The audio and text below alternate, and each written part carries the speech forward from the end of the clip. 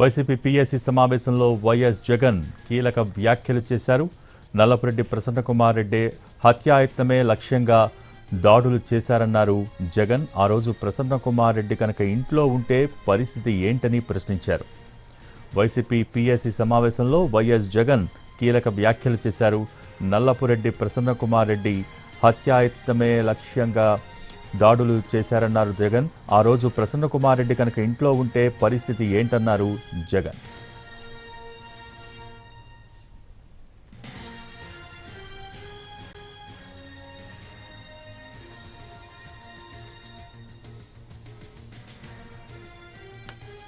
YCP PSC సమావేశంలో YS Jagan కీలక వ్యాఖ్యలు చేశారు. నల్లపురెడ్డి ప్రసన్నకుమార్ రెడ్డిపై హత్యాయత్నమే లక్ష్యంగా దాడులు చేశారని అన్నారు జగన్. ఆ రోజు ప్రసన్నకుమార్ రెడ్డి ఇంట్లో ఉంటే పరిస్థితి ఏంటన్నారు. దీనికి సంబంధించి పూర్తి సమాచారం మా ప్రతినిధి సురేష్ లైవ్ ద్వారా అందించడానికి సిద్ధంగా ఉన్నారు. సురేష్, జగన్ ఎటువంటి వ్యాఖ్యలు చేశారు, దానికి సంబంధించిన సమాచారం ఏంటి?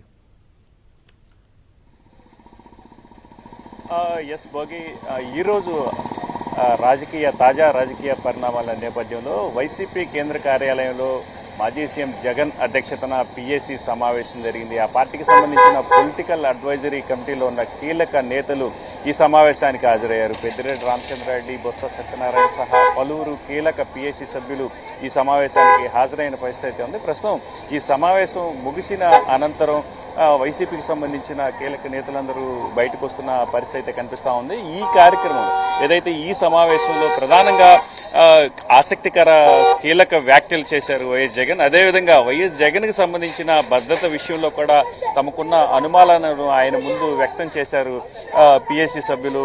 ఆయన భద్రతకు సంబంధించి తమకు అనేక అనుమానాలు ఉన్నాయని, మీరు సేఫ్టీగా ఉంటేనే అటు పార్టీతో పాటు మేము కూడా సేఫ్టీగా ఉంటామంటూ పీఎస్సీ సభ్యులు ఆయన దృష్టికి తీసుకెళ్లిన పరిస్థితి కనిపిస్తుంది. మరోవైపు జగన్ కూడా తాజా రాజకీయ పరిణామాల నేపథ్యంలో కీలక వ్యాఖ్యలు చేశారు. ఏదైతే వరుస కేసులు నమోదవుతున్నాయో వైసీపీ నేతలకు సంబంధించి నమోదవుతున్న కేసుల విషయాలను కూడా ఆయన ప్రస్తావించారు.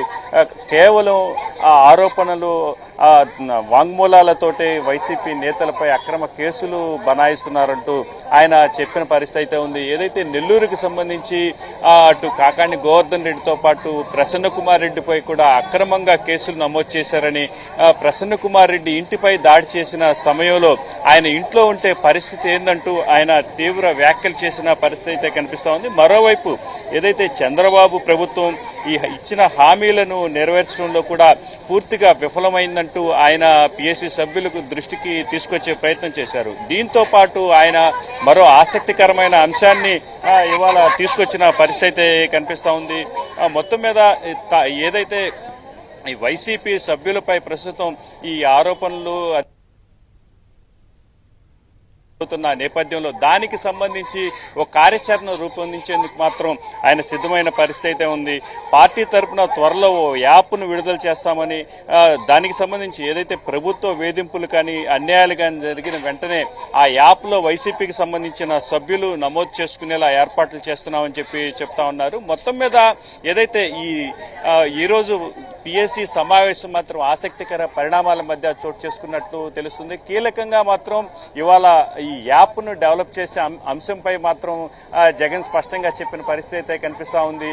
ఏదైతే వైసీపీ సభ్యులకు సంబంధించిన వారిపై జరిగిన కేసులు, అన్యాయాలు, అక్రమాలకు సంబంధించి ఆ యాప్లో నమోదు చేసుకోవచ్చంటూ ఆయన చేసిన అంశం మాత్రం ఈరోజు ఆసక్తికరంగా మారింది.